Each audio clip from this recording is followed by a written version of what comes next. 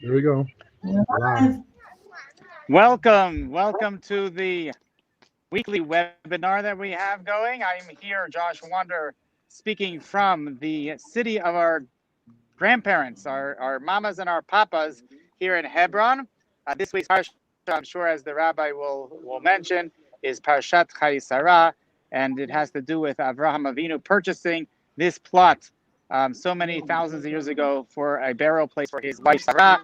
And I'm honored to be here tonight representing the Jewish people here in Hebron.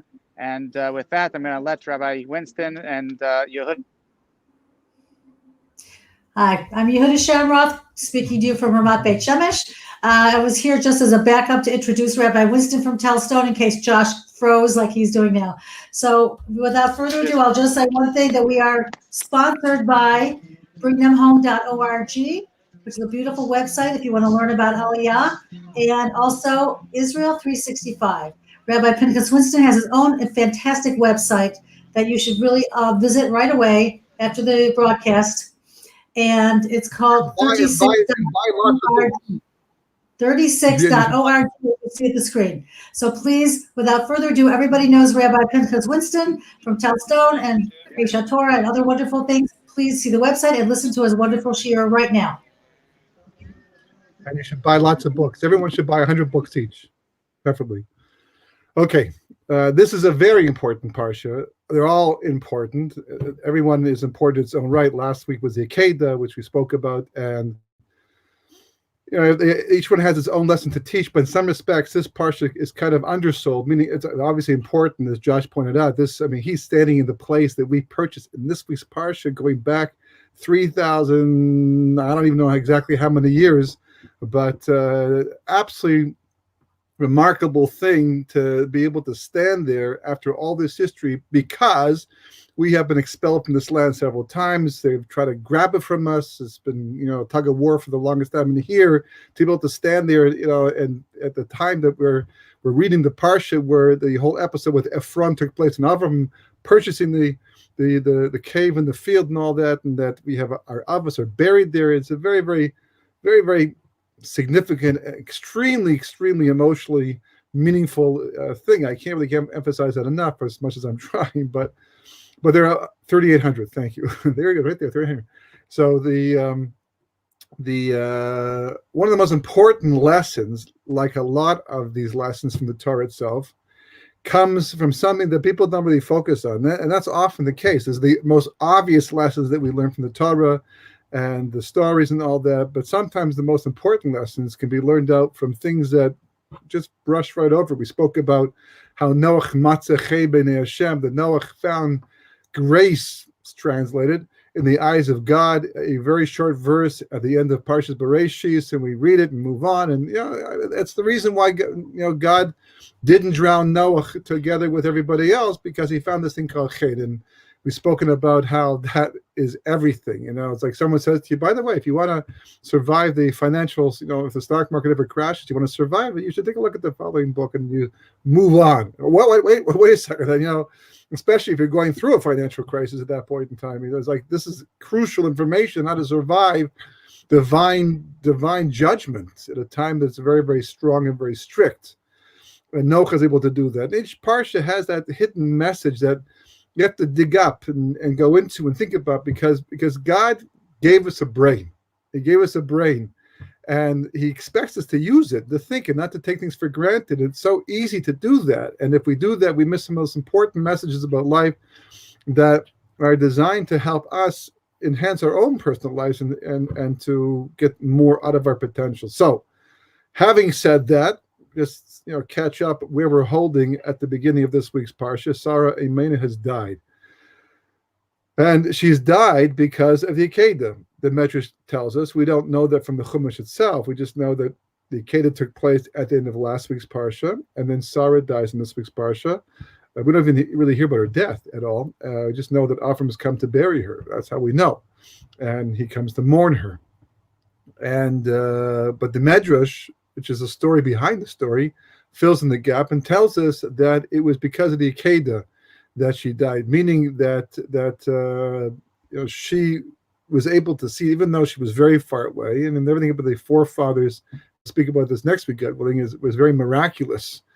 And there's a whole medrash, as to how she was able to see that Avraham was about to slaughter Yitzchak. And some say that she died because she thought he was going to do it, not because she wanted to hold back, but because it was after waiting this long time to finally have a child with Avraham, and who's going to be the spiritual heir of their dynasty, the spiritual dynasty, and he's going to be killed before he even has a chance to get married and have children, was a big shocker. Others say it's because she thought Avraham could not go through with it, and that killed her in the end. Nonetheless, it's a very, very difficult thing to think that God would test Avraham and he would, in fact, allow Sarah to die because of that whole episode. Here's Avraham finally. Just imagine the anguish, or at least the potential anguish that most people would feel. You're celebrating the fact that I passed the test. God told me to bring up my only son, from Sarah as a sacrifice, and now he has, and I did that. I did exactly as I was allowed to do, right, or exactly as I was told to do. And therefore, I didn't hold back, and therefore, I go home knowing that I did not fail this test. I would feel terrible if I failed this ultimate test that God actually himself begged me, so to speak, to do right. And I got it right. And on top of that, I got to eat my cake too, because not only did I pass the test, but I'm able to allow Yitzchak to live too. So I got the whole thing right. And God has blessed me with a son. He goes home to tell Sarah, guess what? I was told to take, him as a test, as a keda, and I did that, and I was able to bring him back down again because God said, I only told you to bring him up as a sacrifice, not to actually sacrifice him as a sacrifice, and therefore we get to keep our son and build a family, etc. Sarah, where are you?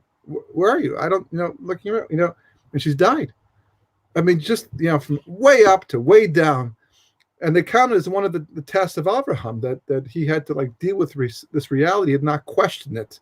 But nonetheless, that was the way she died, and now he's forced to go mourn her, and rubbing salt in the wound, literally rubbing salt in the wound. He has to buy the land that belongs to him in the future because God has promised it to him, and not just buy it, but buy it from a crooked salesman. He's got to go buy it from Ephron, who, as the Gemara points out, and Rashi brings down in this week's parsha, he says a lot but does very little. He makes it seem like, what's a piece of land between friends? And Avram insists upon buying it, and then he buys it at top dollar in the end. It's like, God is there the entire time. He runs the whole show and can make Ephron anybody he wants him to be, and and he can make this deal. It just could work out so nicely, so pleasantly, just the way we want it. I need things to be a certain way because I like comfort. I like to be comfortable. I don't mind, having to put myself out on behalf of my family, certainly on behalf of God, but in my own terms. I don't like what's imposed upon me. I don't like when things don't work out the way I don't enjoy, and it makes my life more distracting, more difficult. And I assume that God wants the same thing, obviously, because we're on the same team. I believe in him, hopefully he believes in me. I believe in his Torah, and his Torah hopefully believes in me. And we're both trying to, bring this world to perfection and accomplish all the great things we're supposed to be here for. So therefore, if I want this, it must be that God wants it too. Well, unfortunately, we see historically that's not the way it works out. And things often go south, as they say.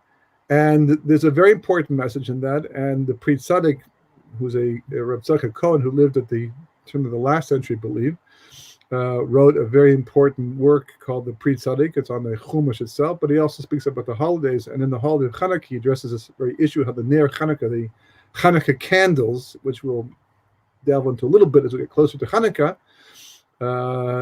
they indicate this message. Which message are we talking about?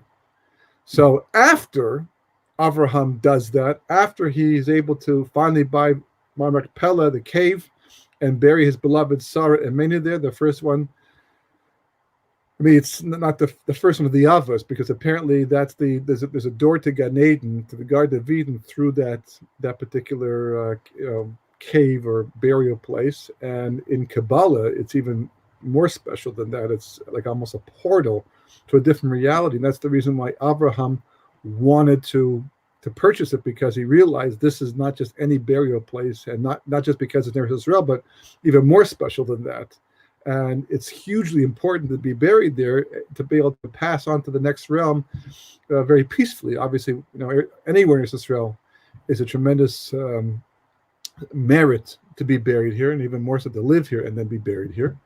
But this is a small point that again, one of these small points are really big points. And how did he come to find this cave, and it was so important? So again, the Medrash explains that after he did bris milah and then the parshas Lech Lecha, the third parsha, and he was convalescing, and God knew, but he allowed him to go through the motions of experiencing this lack in his life.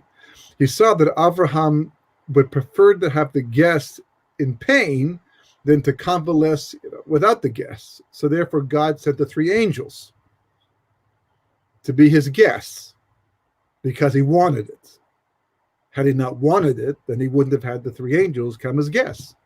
But had he not had the three angels come as guests, he wouldn't have gone after a little lamb to sacrifice, to shecht, to serve them meat. And had he not gone looking for that, it wouldn't have run away, and he wouldn't have chased after it, and it wouldn't have brought him to this Maram Pella over here, where he went into the cave looking for this little lamb, wondering, where has it gone? And he looks inside and he sees an opening, and he sees what seems to be, the burial place of Adam and Chava, the first man and woman. And he says at that moment in time, this is where I want to be buried. That's why he's so insistent upon actually buying this place. He wants to own this place. But again, it's because of the fact he wanted to serve these guests.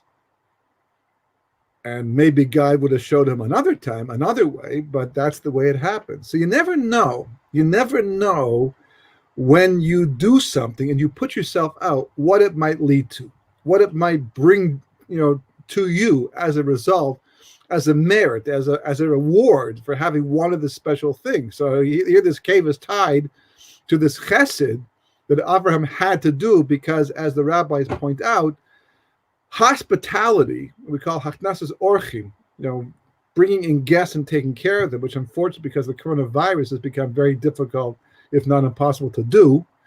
That it's similar, or it's actually as if you are welcoming the divine presence into your home. And Abraham loved that. That's what he wanted to do. And the reward for that was he got to have this cave in the end, which he buys in this week's parsha. Fine. And he does that, and he mourns Sarah. Now, part of this discussion has to do with the word livchosa. It says he came to mourn her, to cry for her. That's where he the beginning of the parsha. And if you look in the Sefer Torah, and maybe in the Chumash too, some Chumashim do it this way too, you look, the word livchosa has the letter chaf inside of it, but the chaf is small. It's smaller. It's written smaller than the rest of the other letters in the word. And yet that usually means something to Sefer Torah. It's not because they ran out of space, not because the scribe was trying to save some ink, right? Because that's the tradition. And he writes it small, just like the Aleph and Vayikra, and Sefer Vayikra is also small, and the whole Torah of thought comes out of that little Aleph, very Kabbalistic. And likewise this Chuf, although it's not clear why the Chuf itself specifically indicates what? It indicates that Avraham mourned and cried for Sarah, but not too much. He limited how much he cried, enough that it was appropriate to show his love and his respect, and he missed her, but not to the extent where it seemed to indicate that he had no idea why it happened, or that things were out of control, that maybe God didn't want this, that it was bad divine providence. He didn't want to give that message. He wanted to show that he accepted what happened, especially given how it did happen in the end, and he was okay with it. He was moving on to the next thing. Doesn't mean he was insensitive. He was totally sensitive. Avram was Mr. Sensitivity. But he wanted to keep things in perspective as well. And there are halachas like this, and halachas of mourning about how much and how far, because we don't want to give the world the wrong idea that we have resentment towards God for what happens, as if he's not in control, as if it's not the right thing to do. So this chaf is small because of that. And we'll come back to that because it's very important. It's even tied to Hanukkah in the end. But that's what this little chaf represents. But this whole discussion is because of a verse I have not yet mentioned that comes after this this whole episode. And the verse says that Avraham was old and he'd come in years, so to speak, and and God blessed him b'kol, which means with everything. God blessed him with everything. Now, okay, good. That's nice to know. But really, I mean, at this point, I mean, at the end of his life, he's not dead yet. He's not going to die yet. There's still time to go. Yitzchak still has to get married, right? And he may die. He's going to die. The Kedah took place at the age of 137, and he's going to live until 175. So he's still got quite a few years left to go. And and at the end of his life, that's when you expected to say that he got old and it was time to die, and God blessed him with everything. By that point, but let's take a look. let's take stock of the situation as it is right now. That he just lost his wife, so he's in mourning still. Okay, at least for a year, at least for a period of time, he has not remarried yet. That's going to come at the end of the parsha when he takes back Keturah, who is really Hagar, who was sent away and is going to be brought back, and he's going to remarry her again, and have a wife, and then he'll have someone to spend the rest of his life with, and on top of that, he has to now play father and mother to Yitzchak, not just father but mother too. He's going to send Eliezer out looking for a shidduch, and everyone knows that's always a real complicated process, and there's all the concerns and the worries, and it goes on. This one didn't work out, and especially in those days, because a lot of people, at least today, it's more mesudar, more organized, with shidduchim, shidchanim, and all that. But in those days, you're sending him out to what are you going to find? There's like very limited stock, so to speak, because most of the people out there are still worshiping idols. So he's got to worry about that he's going to find and even Eliezer says, what if she won't come back with me? And he says, well, don't take my son and bring him to this. It's a problem. There's what to be concerned about, aside from the cost of the wedding, right? And all the gifts, that have to be given. And he does. He sends all these gifts anyhow, et cetera, et cetera. So what do you mean he blessed him with everything? The call with everything. At this point in time, it doesn't look like he has everything. On the contrary, he lost his wife. It looks like there's a bunch of things missing. Now, in the end, when it's all been fixed up, everything's the way it's supposed to be, and he's ready to move on to the next world. So then you can say, but at this stage of the game, it seems a little premature to actually say that he had everything at this moment in time. Almost seems insensitive. That's point number one. Point number two is we see a different episode, but it's part of the same question, and that is later on. Everybody knows the story of Yitzchak and Rivka and Yaakov and Esav and the blessings. That Rivka is going to tell her son Yaakov to dress up as Esav and go before their father and deceive her husband, his father, and say that he's Esav and masquerade as Esav and take the blessings that Yitzchak apparently had intended to give to Esav instead. And the whole thing's going to become revealed after Esav comes back, and it's clear that Yaakov got the blessings. That type of situation doesn't usually bode very well for a marriage. I mean, it's very possible that chas v'chalila, the trust, every relationship, but particularly marriage, is built upon trust. That you would never deceive me, in such a way. And how do you survive that one? How does a marriage survive what Rivka did to Yitzchak? Literally pulled the wool over his eyes in this episode, and Yaakov too, his accomplice.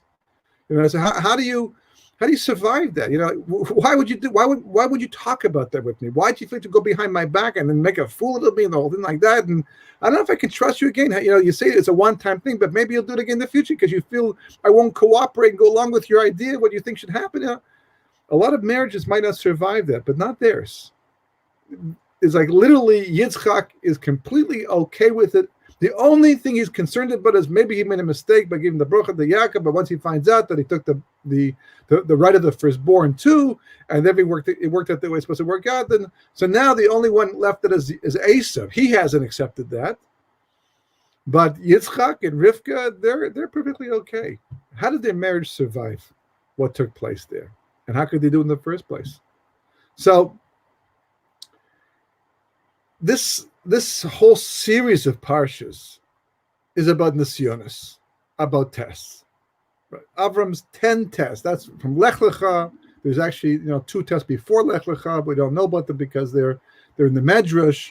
But we see the bunch of them come up in the last 2 parshas, all about Avram's tests. When Avram's tests are over, almost his story is over, and then the baton gets passed over to Yitzchak, and it becomes his story, his life in the end.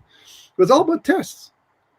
What's a test? A test is a difficult situation, a difficult spiritual situation. Physical could also be difficult too, but it might not require much physical exertion, but it's a difficult spiritual test. You have to make a decision that's hard to make because of the consequences. Now, things don't go right in life a lot.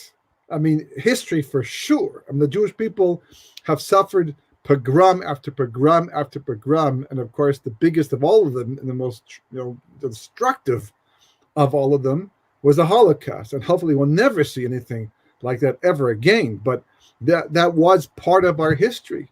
And in our own personal lives, how many people suffer financial disaster or financial difficulty or physical difficulties, physical illnesses, and family problems? I mean, it's not as they say, a halak world out there. It's not so smooth. There's a lot of obstacles and things along our way, and they just don't work out. We like it to work out. We plan things to work out. We pray to God that they should work out, but it doesn't work out that way. I mean, right now, people are making weddings during the coronavirus, and they were, boys and girls lived for years. When my wedding comes along, I'm going to have 500 guests and do it over here. And instead, people are having 50 guests right now. That they stand apart and wear these masks, and it's not what we planned. It's not the exciting wedding that we wanted, or a bris, or anything, or the simchas, and how many people have been lost over the last couple of years, just the last year alone, because of coronavirus. That was unplanned and very difficult. And people all of a sudden were happily married, the age of 65, and they lost a spouse, even in their 50s, and all of a sudden, before they know it, they're single once again. Lots of things don't work out. But, is it God punishing me? Why is this bad thing happen? Why do bad things happen to good people? Decent people? Okay, I'm not the best person, I'm not tzaddik, I'm not righteous, but I certainly try. I don't think this person over there or that person over there does any better. On the contrary, if anything, they probably do worse. It didn't happen to them, but happened to me. Is God punishing me? Maybe, but how can you possibly? Did you do something wrong? Did you do something wrong? You did wrong, and that you're waiting for the shoe to drop and God to punish you, and therefore this is that punishment? Or did you think you're doing okay? You can always improve, 100%. But is this a punishment, or is this a nesoya, a test to show me what I'm capable of achieving? Not that God's saying that you just think a lot of stuff wrong, and I'm going to fix it up right now. That may be part of it. Certainly, but that's to our benefit. Or is God saying, something, I'm going to bring you to the next level. I'm going to try to allow you to rise above the everyday, simple, mundane reality. Or is it even more than that? That's for sure part of every test. Or is it more than that? What's the more? Well, we spoke about way back at the beginning. We mentioned it. That really history is about one of two things. It's really about one thing, but that one thing has a second side to it. You can't have redemption if there's no exile. You can't have light if there's no darkness. You certainly can't appreciate one with the other. You need the opposites. That's what's brought down. And simple idea, but even Kabbalah talks about it. So you have redemption. Redemption is that ideal, perfect state. The Garden of Eden was redemption. Not complete, but it was redemption. Meaning what? It was a perfect world. And people talked to God. Well, at least 2 of them, lived at that time. More would have later on when they were born and the world had gone the way it's supposed to go, and Shabbos would have come along and no sin. So then we would have all been born in the Garden of Eden. We all have prophecy and talk to God with the most normal thing in the world. And, the food would be available, no need to work for it. That ideal utopian reality that mankind dreams about in different versions, different forms, and that's redemption. That's like a redemption reality. And eventually when Mashiach comes and all the wars are over, the prophets say, we'll take our weapons and turn them to plowshares, and you won't even need them because anyhow the Gemara says that food will grow. You throw a seed and the whole field will grow with wheat and will blow on its own and become food. Even cakes will grow on trees, and food, cakes, clothing, say cakes, clothing, things like that will just become like a perfect reality. That's redemption. Right? That's redemption. I don't have to work so hard anymore. Ultimately, I'll just be able to focus on what I really want to do, which is basically follow my soul. Right now, it might be hard to do because the world doesn't promote that. The world promotes physicality. So our soul is squashed and stifled inside of ourselves. But the people who are in touch with their soul know that the greatest pleasure we have is connecting with God. Hard sell, right? But it's real. And if you can tap into it, you'd be surprised and amazed.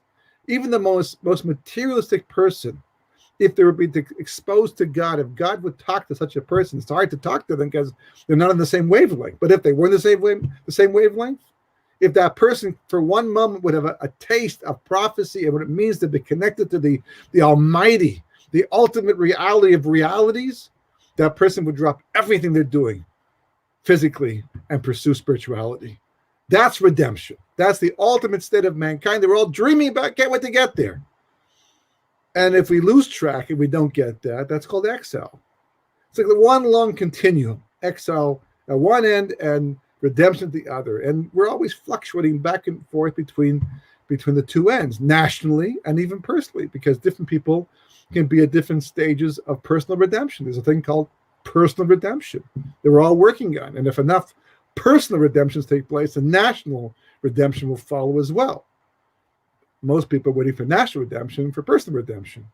As you see, the Jewish people in the desert, they achieved national redemption, but personal redemption was hard to come by. And as a result of that, most of them died in the desert because they just couldn't get it. They couldn't just work it out, even though they had national redemption. So it's either one or the other. Now, one of the many things that made the forefathers unique from the rest of mankind in their time, and us as well, is that they not only knew this idea of redemption or exile, they lived it. They were devoted to it. That was their whole reality, every fiber in their body. And I like to believe that I'm a redemption-oriented person, but I get distracted during the course of the day, and I make decisions that don't really, seem to be consistent all the time with an idea of redemption, because I'm still very much involved in this world, but not them. It was so real to them that they only thought in those terms. How can we participate as individuals in the master plan for creation to work with God to bring the final redemption and free this world once and for all, and bring it to that ultimate level that God intended when he made this place in the first place? That was their whole reality. And they understood that meant cost. It's not a freebie. It's not a free thing. You have to pay stuff. If I want a sweater and I'm not going to knit one myself, and I don't manufacture them myself, I've got to buy them from a store. I walk into a store and I say, I'd like that sweater. Good. Can I have it? No. I can't. Why not? You have to pay for it. You pay for it, you can have it. I know that. It's like it's stealing otherwise. So I come in with my money, my wallet, my charge card, and I buy the sweater. There's costs. I want food, I have to pay. I want to go to a restaurant? I don't walk and go, wow, I just paid money for food. Of course you did. You went to a restaurant. If you go to a store, you pay money for food. It's accepted. We understand that in this world, you have to pay for things. The only question is going to be at what cost? How much am I prepared to pay for this thing? If I paid more than I think it's worth, then I feel like I've been ripped off. I've been cheated somehow. If I pay less, I feel like I got a great bargain. But pay, I got to pay. Can't be, someone wants to give to me for free. Okay, that's a gift. But in general, you have to pay for things. Redemption is no different. You have to pay for it too. How do you pay for it? Well, sometimes with money, but most of the time with self-sacrifice. You have to give up things along the way. You have to put yourself into it. But if it's what you want, I mean, people want to become doctors. They put themselves into college, and they even work themselves through sometimes, jobs and whatever, to graduate. They got to pay a price to get in, and each year after that, and for whatever else they have to buy along the way, it's a cost. And even after they graduate, there are costs involved. To open up an office, you got to pay. We understand the things in life that we value the most, we have to pay. A relationship, you have to pay. You have to give up time. You have to give up money. You have to give a lot of things for the sake of a relationship. The difference is, though, if it's what you want, if it fits into your worldview, if it's your goal, your personal goal to have this thing in life, then you have no problem making the payments. You feel it. You look at your wallet, you say, wow, there was a lot more money when I began this day, and now it's almost empty. But we went, to do something meaningful as a family, and that's what I wanted to do. And because I did that, with a good time, and the family's closer, we'll remember this, it is bonding time, etc. But it cost my pay. And that's the way it works in life. You have to make payments.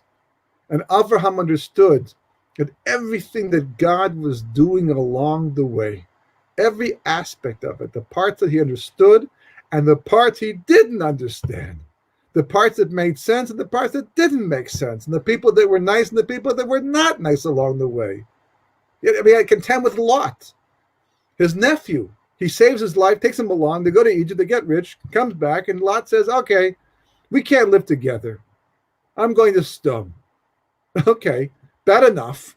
That's my own nephew. I'm trying to bring the whole world to God, and my own nephew goes off the derech and goes to Sodom instead, the place that's so anti-God. Okay, that's bad enough and embarrassing enough, But on top of that, now I have to go save him because there's a war, right? And he's been captured, and I have to go save him. Told you so. Just leave him there. Forget it. You sleep in the bed you make. He chose Sodom. Now he paid the price. Nope, gotta go get him. Does Avram complain? Not at all. Weird stuff. Takes in his life. His wife, whom he loves so dearly, can't have children. She's physically incapable. And by the way, the Talmud says that he also is physically incapable of having children. God's making the whole world that people can have children, people who don't even care about their kids that much or sacrifice them to God. And we who want to bring up somebody to walk in the ways of God can't even have children. Physically. You made us. It wasn't a random thing. You did that. And then on top of that, I have a child through Hagar, is Ishmael, is going to become a murderer, thief, weird stuff, difficult stuff all along the way. Does everyone complain? No. It's an assignment. It's a test. It's more than a test. It's a cost. I don't understand why God does this. I thought we're in the same team. I thought I understood what he wants, but apparently I don't, because I wouldn't have chosen that, and I wouldn't have chosen that. It was Sarah, because she couldn't have children, who told me to take her concubine or her help, her what do we call it, her person who was helping her out, and to make my concubine to have children through her. That was her suggestion. It was all divine providence that worked it all out. And then the Keda, etc., etc. So the reason why Abraham has everything, because Abraham is so focused on the goal. He's so tied in to what God wants. He's so, you understand? Listen, I'll see Sarah later on in Gan Eden. She's gone to Gan Eden, as they say. She's gone to a better place. She's going to be rewarded for her righteousness. The Torah tells us how righteous she was right at the beginning by breaking down her age and the different groups of age and what they mean. Rashi explains them. She's going to get everything coming to her and more. So I'm happy for that. I'll miss her. You can't believe how much I'll miss her. We're like one in the end. But she's a cost. For some reason, for the sake of the redemption of the Jewish people, which might not even take place for thousands of years down the road. I don't even know yet. But this is a cost that the Jewish people, for whatever reason, I don't understand. I just want to know one thing. Avram says, did I do my part? Am I responding the right way? Am I sanctifying the name of God? The Pri Tzaddik points out a remarkable idea. In the Chumash, right, we see in Parshas Vayeshev that the brothers, 10 of them, take Yosef because they feel he's a danger to the future of the Jewish people. They kidnap him and sell him into slavery, even though the Torah is going to forbid that completely later in the future and be capital punishment for things like that, but they do it anyhow. They sell him into slavery. And then Yaakov mourns the loss of his beloved Yosef, and he can't be consoled. The entire time he can't be consoled. And then the brothers are starting to figure, well, maybe that was a mistake. Maybe we shouldn't have done that. Maybe we understated the problem in terms of our father and overstated the problem in terms of Yosef. And maybe we shouldn't have followed Yehuda. You're the leader, right? You're the king. You're the one who tells us what to do. You told us to sell him. We sold him. If you said don't sell him, we wouldn't have sold him. You know something? Because of you, this whole thing has gone. There's a disaster. So you know what? We're going to demote you. We look down on you because of this whole episode. The priest says that it's only because they didn't understand something. They didn't understand what was really going on. I mean, later on, Yosef will say to his brothers, I forgive you. All of you, don't worry, don't panic. Ani Yosef, I'm viceroy. My dreams have come true, but I forgive you. You know why? You wanted to sell me into slavery, but God wanted me to become viceroy to be able to save you later on when there's a famine. So it was all God the entire way through. But it's because of Yehuda. Now the brothers say, oh, you know something? We demoted you, but now we're going to promote you. You know why? Because of you, this whole thing is unfolded the way it's supposed to, in such a glorious way. We didn't see it back then, but now we see how God works and how the whole situation was meant to be. All divine providence.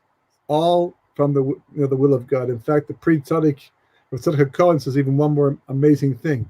He says the Greeks came along, Hanukkah time, and they forbade people to learn Torah and to keep Shabbos and bris meal and things like that, and caused a backlash amongst the Jewish people who were acquiescing and doing it in the forest and secretly and private, not fighting back. But God did this to the Jewish people. Why? Because it brought out the good.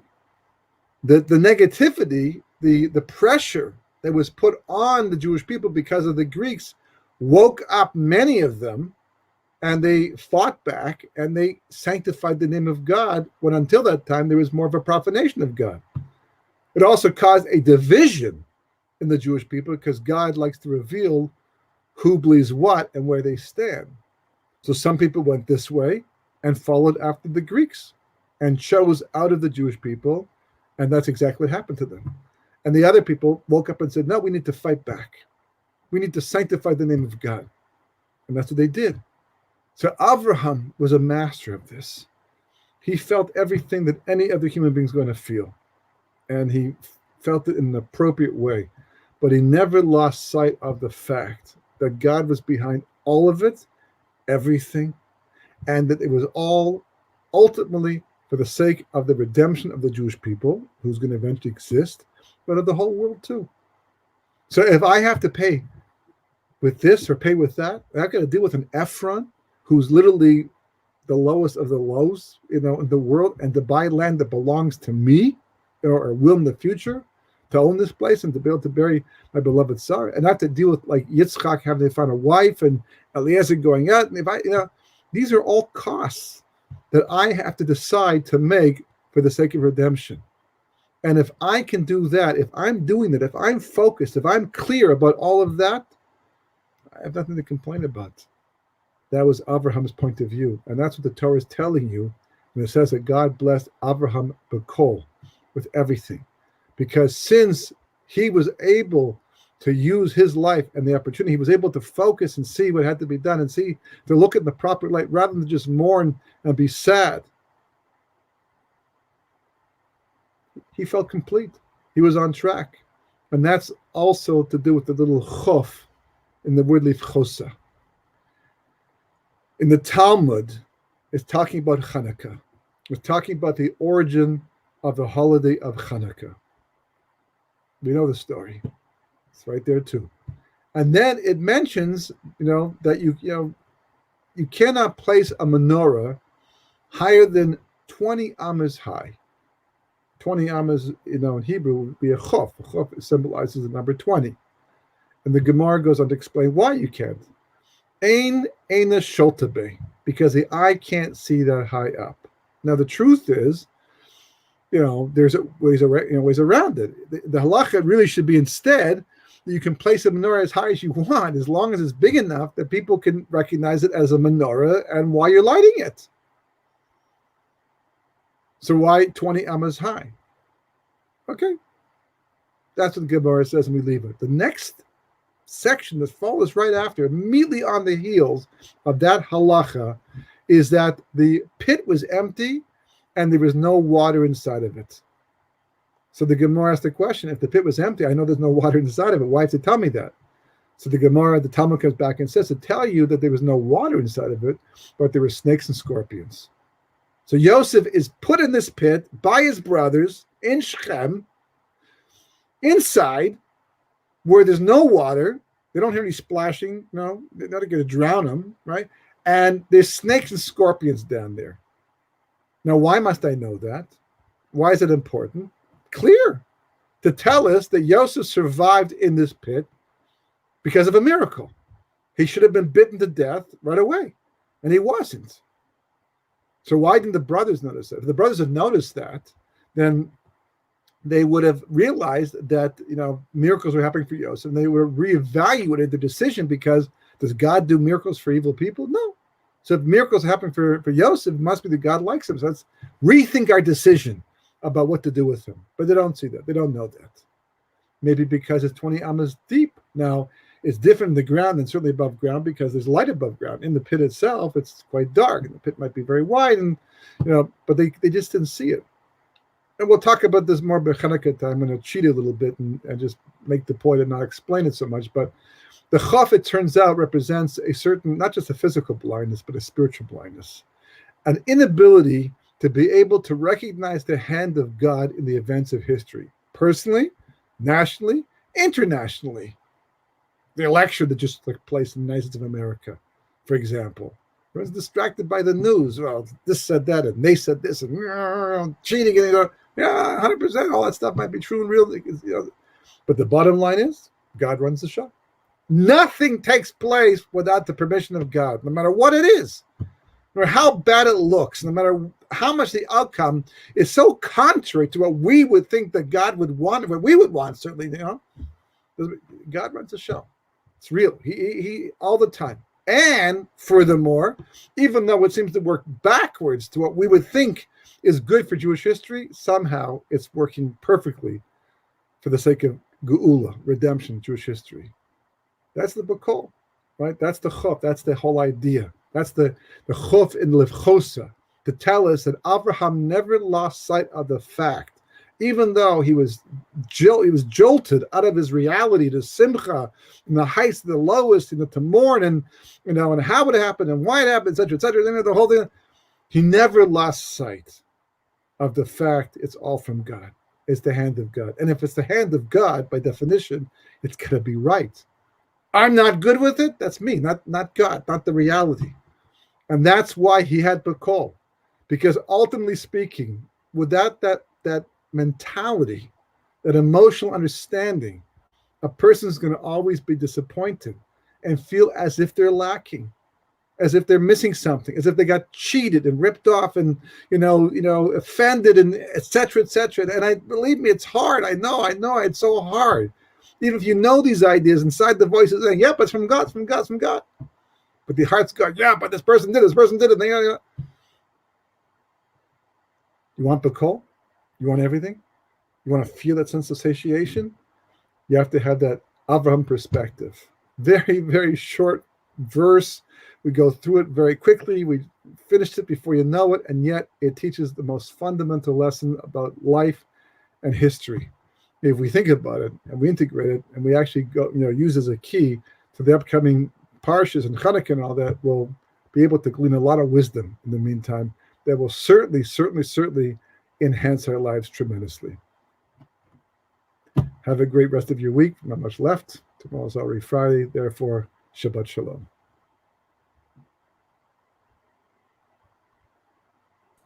Thanks, Rabbi Winston. Thank you again. We're always so honored to have you on and so spellbound by your beautiful shirim. Everybody, please visit israeltorah.org and 36.org. I thought I put that one up. Rabbi Winston's website. It's chock full of all kinds of wonderful Geula information and historical information and how Torah relates to our lives politically and spiritually. All kinds of webinars, seminars, books. Please visit his site. And thanks again, Rabbi, for joining us and taking us out of your home, your personal time. We really appreciate this so very much. And I want to say goodbye to everyone, especially there have been people online tonight from Israel, Canada, the United States, and a special hello to Helena in Helsinki for joining us, which is really wonderful. So everybody, don't forget also to visit Josh Wander's website, bringthemhome.org and Israel 365, and have a wonderful Shabbat, everyone. Wonderful evening. Thanks for joining us, everyone. Good night.